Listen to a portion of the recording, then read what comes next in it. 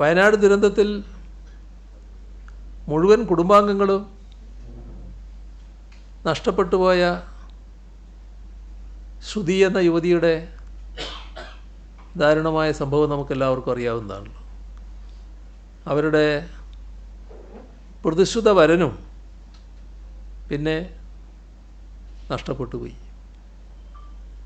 അപ്പോൾ ആ ശ്രുതിക്ക് ജോലി നൽകാൻ മന്ത്രിസഭ തീരുമാനിച്ചിട്ടുണ്ട്.